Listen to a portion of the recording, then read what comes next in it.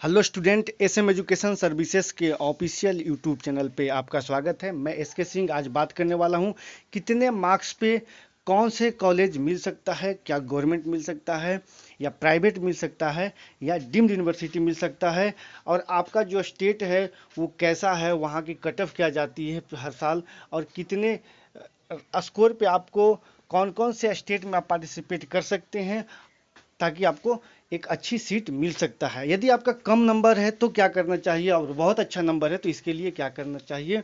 All India 15% कोटे में कौन कौन से इंस्टीट्यूट्स पार्टिसिपेट करती है, कितने इंस्टीट्यूट्स पार्टिसिपेट करते हैं, क्या टाइप होती है, और स्टेट का जो कोटा होता है 85%, इसके साथ भी इंस्टीट्यूट्स जो पार्टिसिपेट करती हैं वो किस तरीके के होते हैं। रजिस्ट्रेशन कि कौन कौन से स्टेट का कराना चाहिए, ये सारे चीज़ों पे मैं आपको डिस्कस करने वाला हूँ। सबसे पहले मैं आपको बताऊंगा रजिस्ट्रेशन के बारे में। जब आप रजिस्ट्रेशन कराते हैं उस समय आपको स्कोर देखना बहुत ज़रूरी होता है कि आपका स्कोर क्या है, और यदि आपका स्कोर कम है तो आप कुछ जो वैसे स्टेट हैं जहाँ की आपको उस रैंक पे, उस स्कोर पे सीट मिल सकता है, सिर्फ उन्हीं स्टेट के रजिस्ट्रेशन कराएं। अदरवाइज बहुत ऐसे भी स्टेट है जहाँ की 2 lakh rupees, 1 lakh rupees security amount payment करना होता है, ठीक है, और वो अमाउंट आपको फंस जाता है। वो तो रिफंड होता है लेकिन काउंसलिंग के बाद ही होता है। जब काउंसलिंग समाप्त हो जाती है उसके 1 मंथ या 2 मंथ के बाद, सॉरी एक सप्ताह या 2 सप्ताह के बाद वो रिफंड होती है। और रजिस्ट्रेशन अमाउंट भी चला जाता है। रजिस्ट्रेशन अमाउंट तो रिफंडेबल होता नहीं है। तो अगर मान लीजिए अगर 5 से 7 या 10 स्टेट का आप रजिस्ट्रेशन करा लिए तो आप समझ सकते हैं कितना आपका अमाउंट होल्ड हो चुका होता है ना। तो इन चीज़ों को आप जानिए, और साथ में ये चीज़ भी जानना जरूरी होता है कि कौन कौन से स्टेट ओपन है और कौन कौन से डोमिसाइल स्टेट है, ठीक है। फी स्ट्रक्चर क्या है, कट ऑफ क्या जाती है, ठीक है। इन चीज़ों पर भी आपको अच्छी तरीके से कैलकुलेशन करें, इन चीज़ों को जानकारी लें। वैसे मैं प्रॉपर आप लोगों को अपडेट करते रहूँगा। हमारा पेड सर्विस है, वैसे आप कांटेक्ट कर सकते हैं। हम आपको हर एक स्टेट से लेके ऑल इंडिया का हर एक काउंसलिंग को आपको तरीके से बताऊंगा, समझाऊंगा, ठीक है। अब बात करते हैं,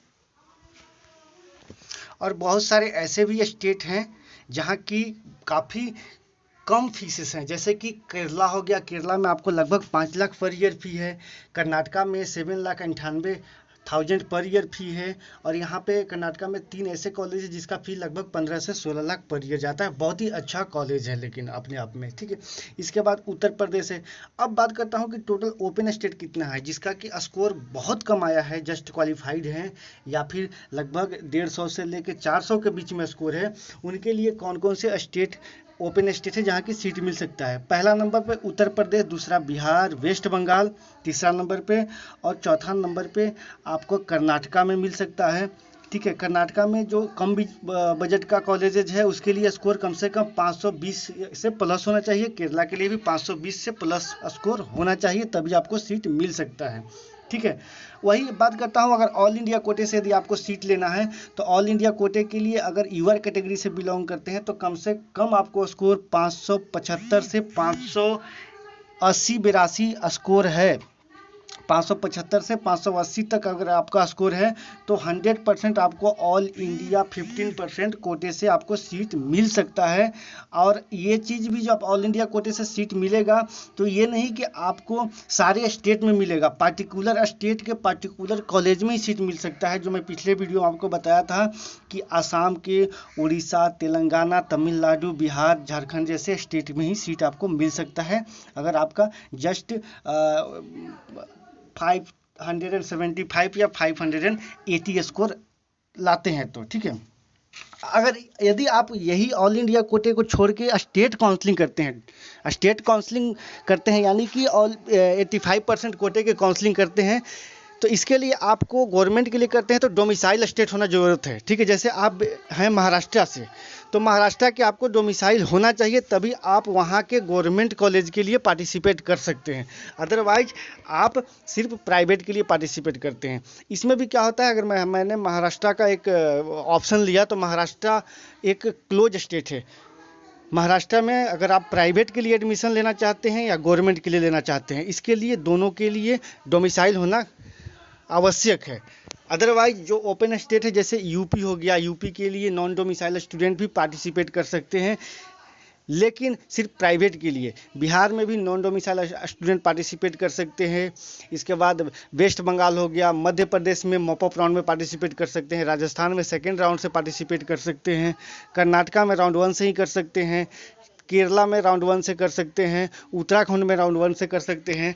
ठीक है, इसके बाद आप कर सकते हैं तमिलनाडु में, आंध्र प्रदेश, तेलंगाना में कर सकते हैं। तो ये सारे स्टेट हैं, त्रिपुरा में कर सकते हैं।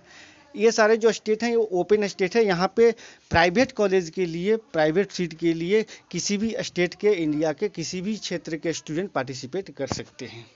इंडिया में टोटल 3 प्रकार के कॉलेज होते हैं। पहला नंबर तो गवर्नमेंट होता है, दूसरा नंबर पे होता है प्राइवेट कॉलेज और थर्ड नंबर पे होता है आपका डीम्ड यूनिवर्सिटी। ठीक है, तो गवर्नमेंट कॉलेज का जो सीट होती है ये 2 तरीके से डिवाइड हो जाती है। जब काउंसलिंग स्टार्ट होती है तो पहला होता है 15% ऑल इंडिया कोटा और 85% स्टेट कोटा, यानी कि 15% जो भी इंडिया में कॉलेजेज हैं उसमें 15% सीट होता है ऑल इंडिया की तरफ से चला जाता है, और जो 85% सीट होता है वो स्टेट के लिए चला जाता है, यानी कि जो डोमिसाइल स्टूडेंट हैं वो सिर्फ उस सीट पे काउंसलिंग कर सकते हैं। ठीक है, इसके बाद जो प्राइवेट कॉलेज होता है, वो जो प्राइवेट कॉलेज पार्टिसिपेट करता है वो सिर्फ स्टेट में करता है 100% सीटों पे। ठीक है, और जो डीम्ड यूनिवर्सिटी है ये काउंसलिंग जहाँ पे आपको ऑल इंडिया कोटे के 15% का काउंसलिंग होता है उसी समय आपको डीम्ड यूनिवर्सिटी का भी काउंसलिंग होगा। ठीक है, यानी कि डीम्ड यूनिवर्सिटी 100% सीटों पर पार्टिसिपेट करेगी। ठीक है, यानी कि इसका जो ऑल इंडिया 15% कोटे का काउंसलिंग और डीम्ड यूनिवर्सिटी का काउंसलिंग